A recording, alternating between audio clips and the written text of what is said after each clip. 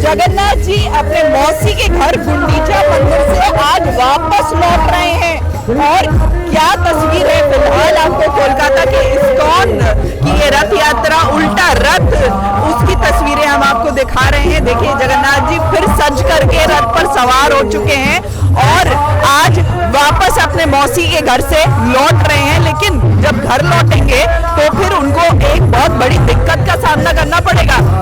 आम आदमी नहीं, जगन्नाथ जी भगवान है और कलयुगी देवता कहा जाता है उनको, कलयुग के भगवान कहा जाता है उनको, तो उनको भी आज अपनी पत्नी की नाराजगी सहनी पड़ेगी और उससे बचने के लिए लक्ष्मी जी के लिए मिठाई और कपड़े लेकर के जाएंगे। हमारे साथ इस्कॉन के जो पीआरओ है, चीफ पीआरओ है राधा रमन दास जी हैं, उनसे जानेंगे। ये बताइए कि आज रसगुल्ले लेकर जाएंगे और साड़ी जगन्नाथ जी।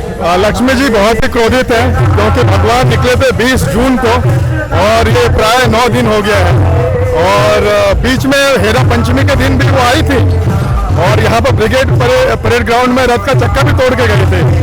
तो आज तो जब भगवान पहुंचेंगे तो मंदिर का गेट बंद मिलेगा जगन्नाथ को, तो भगवान ने उसके लिए भी व्यवस्था की है।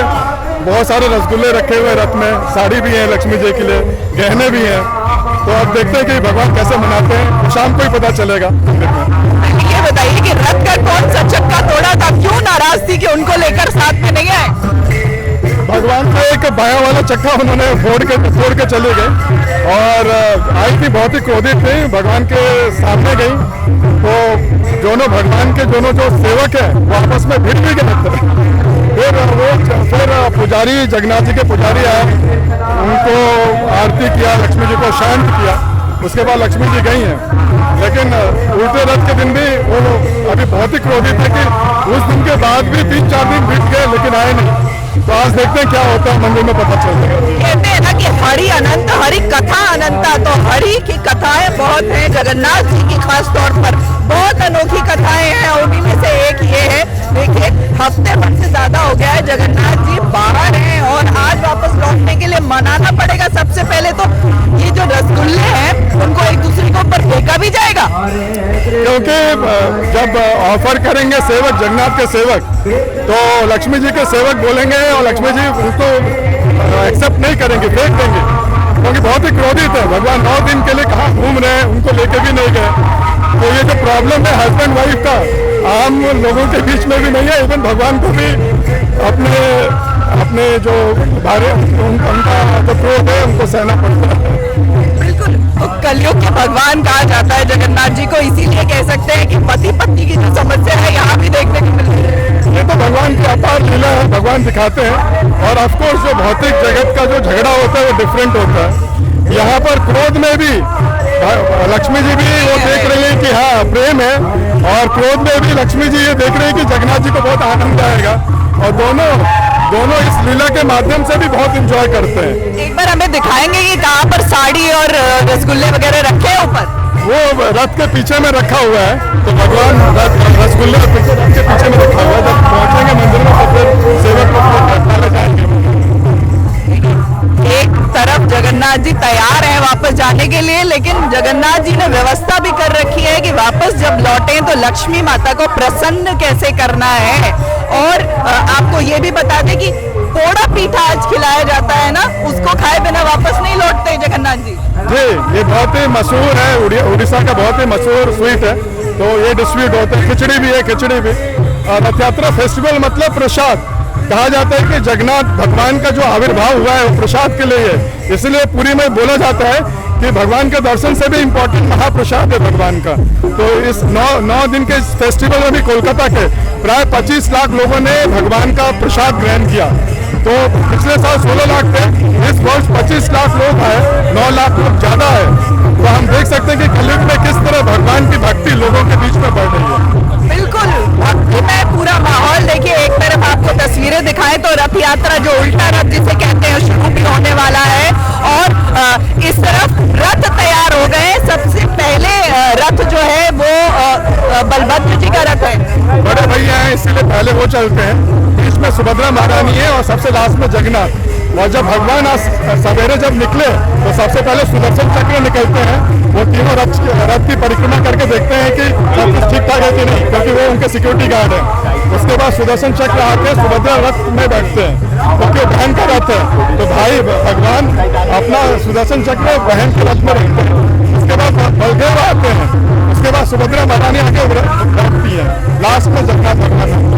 तो देखिए अपने भाई बहनों का कैसे ख्याल रखते हैं सुदर्शनधारी भगवान श्री कृष्ण। सबसे पहले सुदर्शन चक्र ही उनका, जिसे सिक्योरिटी गार्ड कह सकते हैं, वो बाहर निकलते हैं, तीनों रथों की परिक्रमा करते हैं, वापस लौट करके रिपोर्ट करते हैं कि हाँ सब कुछ ठीक है, चलने योग्य है। उसके बाद सबसे पहले जो बलभद्र जी का रथ है, जिसे तल ध्वज कहते हैं, बलभद्र जी के रथ का नाम तल ध्वज है। उसके बाद सुभद्रा जी का जो रथ है उसका नाम है देवांगन जी। और बाकी श्री कृष्ण के इस रथ का नाम चाहे नंदी घोष कहे चाहे गरुड़ ध्वज कहे, क्योंकि भगवान श्री कृष्ण का जो रथ था उसका नाम तो गरुड़ ध्वज था, लेकिन नंदी घोष उस रथ का नाम था जो अर्जुन को मिला था अग्निदेव से, जिसका सारथ्य किया था भगवान श्री कृष्ण ने।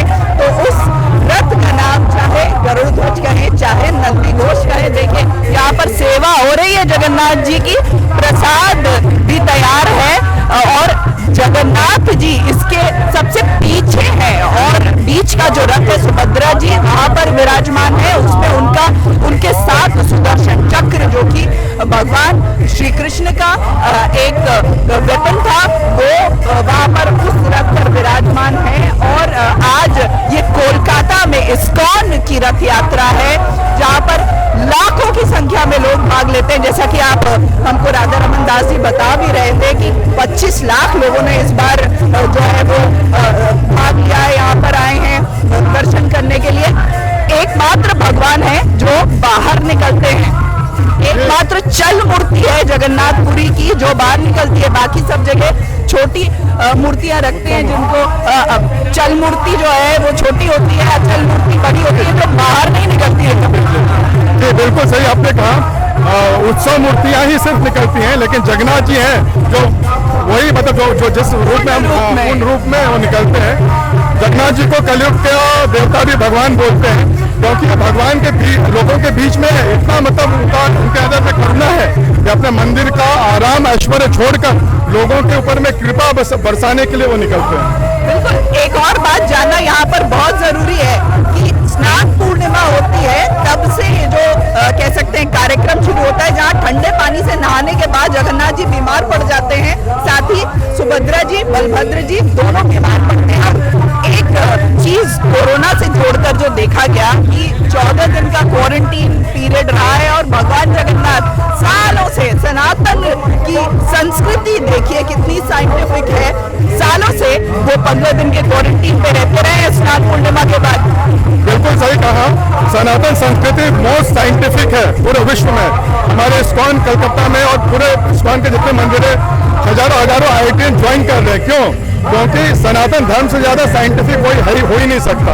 इवन हमारे बहुत सारे नोबेल लाउरेट्स हैं वो इस्कॉन के भक्त हैं, और बड़े बड़े जो साइंटिस्ट एल्बर्ट आइंस्टाइन ने गीता को कितना उन्होंने ग्लोरीफाई किया है। तो हमारे जैसे हमारे इवन क्षण 1 सेकंड होता है, 1 सेकंड का 36,000 पार्ट, 1/36,000 पार्ट, वो भी हमारे गणना में हमारे साधु सन्यासी उसका मापदंड है। तक जानते थे और इसी वजह से जगन्नाथ जी जब बीमार रहते हैं तो 15 दिनों तक उनको खाना भी बड़ा नियंत्रित दिया जाता है।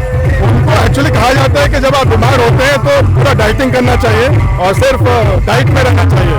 आप जैसे रेगुलर खाते नहीं खा सकते, तो जब भगवान बीमार पड़ते हैं तो उनको जड़ी बूटियों की औषधि दी जाती है, च्यवनप्राश दिया जाता है, और जो रेगुलर प्रसाद एकदम बंद हो जाता है। फिर जब भगवान एक रथ यात्रा के 1 दिन पहले स्वस्थ होकर निकलते हैं, तब से फिर से प्रसाद शुरू हो जाता है। बिल्कुल, तो ये जगन्नाथ जी की कई कहानियां हैं, और जगन्नाथ मंदिर की बात करें तो अद्भुत ही वहां पर कहानियां और जो पूरे रिचुअल्स हैं वो अद्भुत हैं। फिलहाल एक बार फिर तस्वीरें हम यहाँ पे आपको दिखाएं, जगन्नाथ जी रथ पर तैयार है, उल्टा रथ यहाँ से निकलेगा और वापस जाकर के महालक्ष्मी से जब लक्ष्मी माँ से भेंट होगी तो वहाँ पर काफी आज कह सकते हैं कि दोनों लोगों के बीच में पहले तो नाराजगी जताएंगी माँ लक्ष्मी, लेकिन उसके बाद मान जाएंगी, वापस उनको मंदिर के अंदर आने देंगी और साल भर के बाद ही फिर जगन्नाथ वापस निकलेंगे रथ यात्रा पर।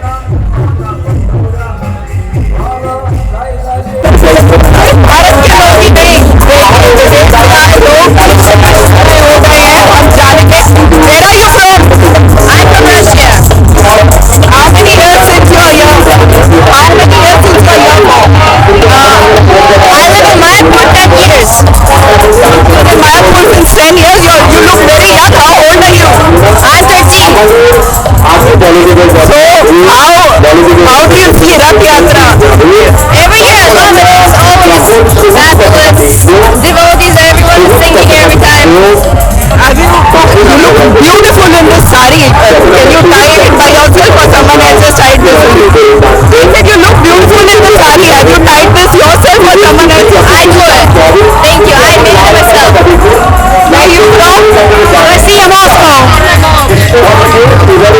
Your mother, you also have tied the sari very beautifully. Your sari looks very beautiful. Thank you, Mother. We have to go, sorry. Sorry? We have to go,